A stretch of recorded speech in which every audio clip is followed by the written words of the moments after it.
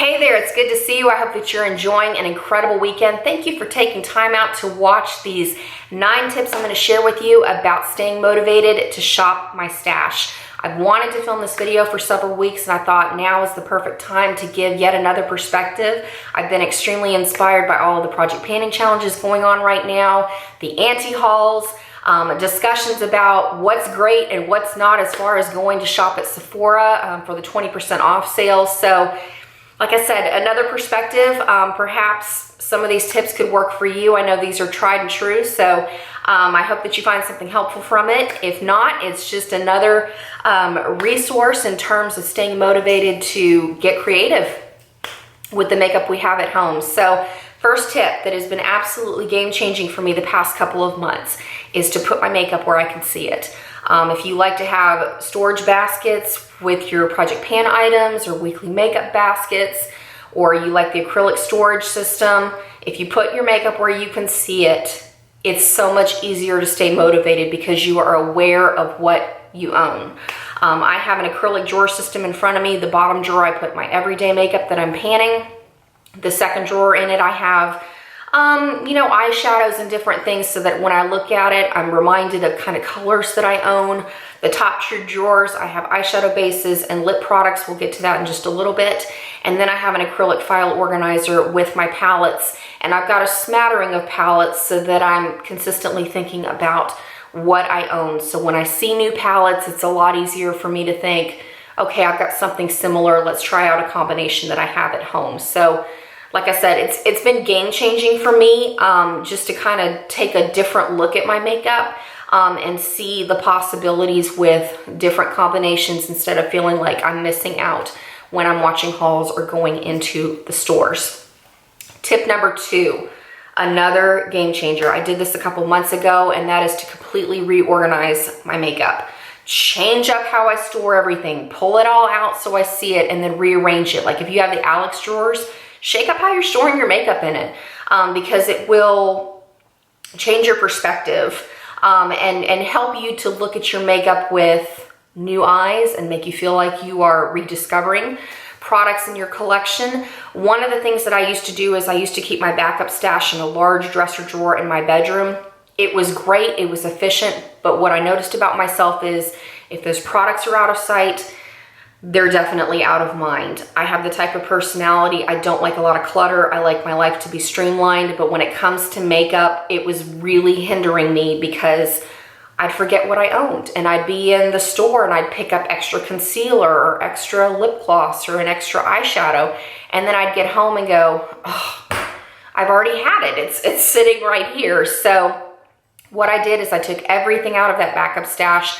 I transferred it into my master bedroom closet so that every time I open my door, I see exactly what I own in terms of my backup stash. And then I've got the acrylic drawers on my vanity and I've got my one vanity drawer, and it's been so helpful because I am reminded every single day, multiple times a day, what I own. So I'm thinking about it, I'm keeping it at the forefront of my brain, and it makes it so much easier to watch hauls and go into stores looking for inspiration instead of feeling like I am missing out from the latest release.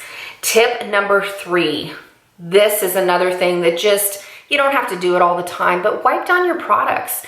Take some rubbing alcohol. You can go on and spritz your powders and things just to sanitize them because that's always a bonus. You want to keep your makeup prolonged as long as you can since we spend our hard-earned money for it. But one of the things, look at this powder right here. You can see it's got all this residue. Forgive my nails right now, but you can see it has all this residue on the outside, and it just, when you're dealing with that every single day, it's easy to feel bored with the product because you just feel like it's old, I've had it around for a long time, I'm bored of using it. But when you wipe your products down, it really helps to give you that fresh perspective again because you feel like it's shiny, it's new, it's clean. And so it's so much easier to stay motivated and excited to use those products. So one of the things I do is whenever I clean my makeup brushes, which is about once a week, I go on and wipe down all of the products that I'm panning. I sharpen the pencils, I wipe the pencils down and sanitize everything with rubbing alcohol so it's good to go. I'm prolonging my makeup, getting rid of that bacteria, and I'm helping it to look aesthetically pleasing to my eye again. So huge, huge. You don't have to like tackle your entire makeup collection, but just wiping down your daily products, huge bonus in staying motivated. Then that goes into tip number 4, lip options. One of the things that I've really come to terms with in my collection is I want to have the variety. I love wearing lots of different lip options, but I still want to make the progress with project panning. I know a lot of you are doing lipstick challenges right now.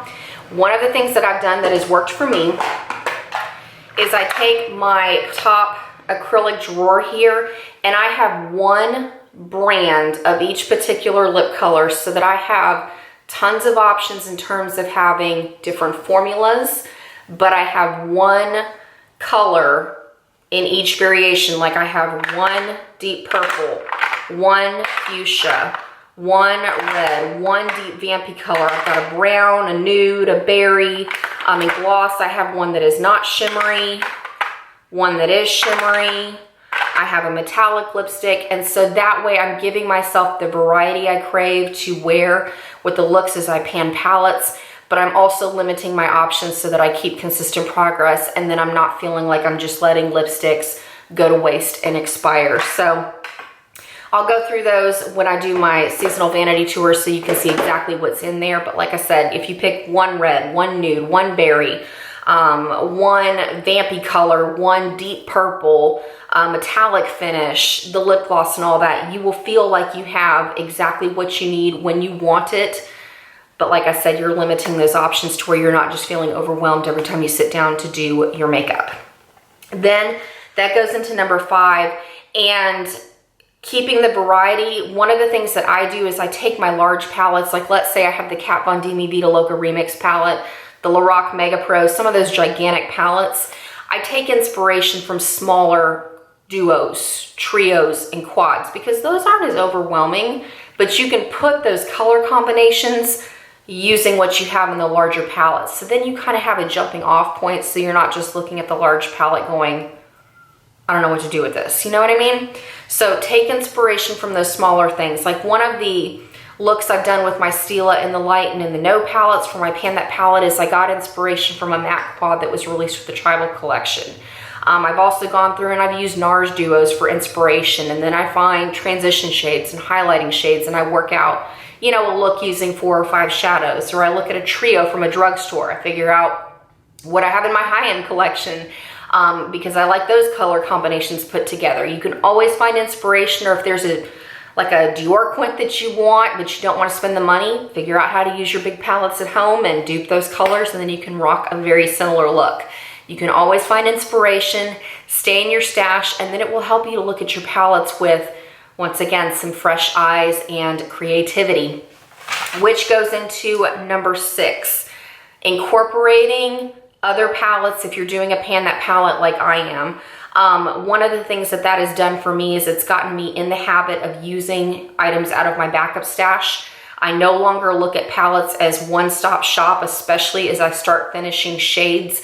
Using multiple palettes has made me very comfortable reaching for other things so that I can consistently get through more makeup. One of the things that I'm doing right now is I have my everyday palette with my Stila shades in it.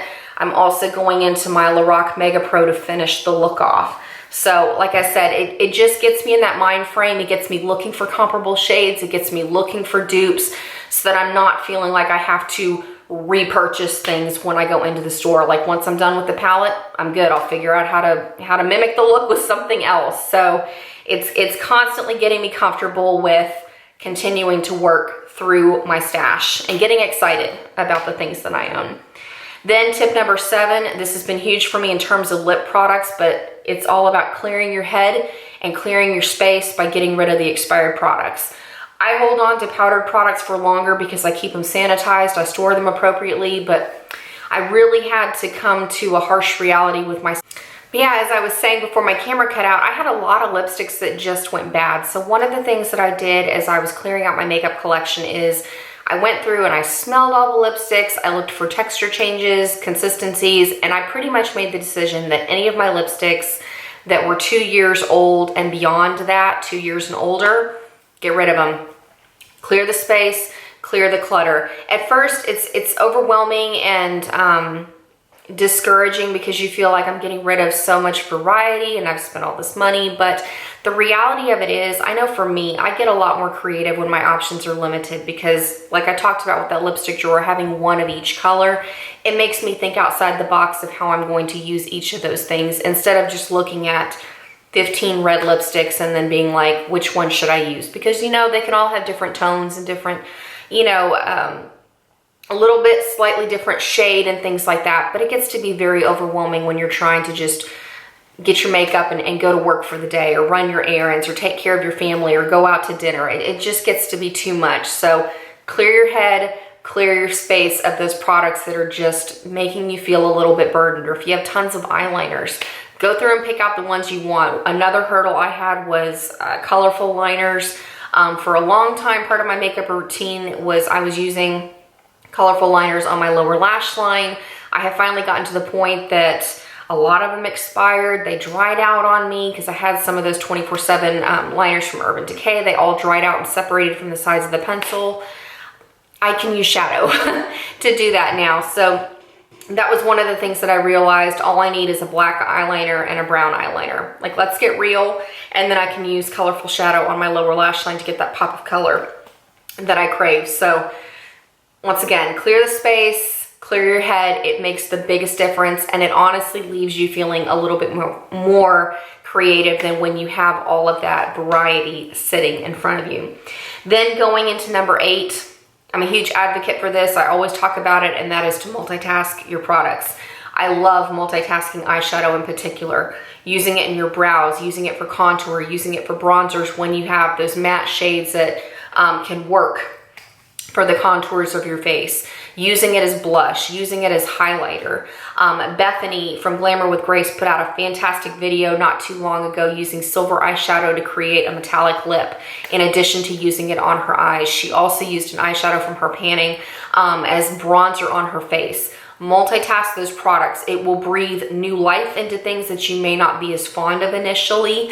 And it also gives you incentive because now you have additional ways to use those products and move out the old makeup. Or if you like a shimmery shadow but you're feeling like it's too intense on your eyes, try it in your body lotions, try it in nail polish. There are so many ways that we can multitask our makeup. It's what makeup artists have done for years and years before we had all of the variety that we do today. So there are endless ways to think outside of the box with your makeup. So get creative, you know, think outside the box with your makeup products.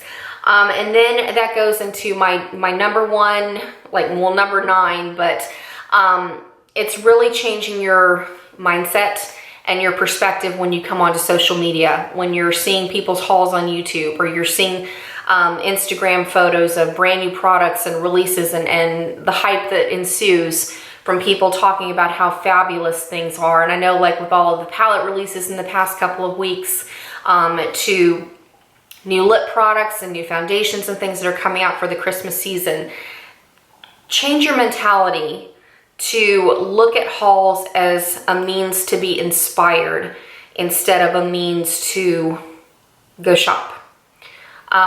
You know, it goes back to when I was talking about take inspiration from those duos, those trios, those quads. Take inspiration from multitasking your products, because I know, like when Becca released the shimmering highlighters, I realized I had a lot of eyeshadows that behave similarly to those skin perfectors, and the same thing with blush and different options. So look at hauls with a new perspective, a fresh perspective, to say, I'm gonna watch this to get inspired to shop my stash instead of feeling like I'm missing out on the latest and greatest release. So that's about it. I hope that you enjoy the rest of your weekend. Thank you for taking time out of your busy schedule to watch this video. I hope you find it helpful. If you're interested, go on and check out that top 10 project pan tips. And I've got a project panning 101 video that I made eons ago. I probably need to do an updated version of that, but that's about it. I hope that you are having a blast with your makeup, that you're picking up fabulous items that you've been wanting and craving from the Sephora VIB sale. I know when it comes to my makeup collection, I think I'm good this go around. I'm excited for all of the things that you are picking up for your collections, but nothing is just really calling my attention to me, and I'm feeling good about it. So that's about it. I look forward to catching up with you very, very soon. See you later.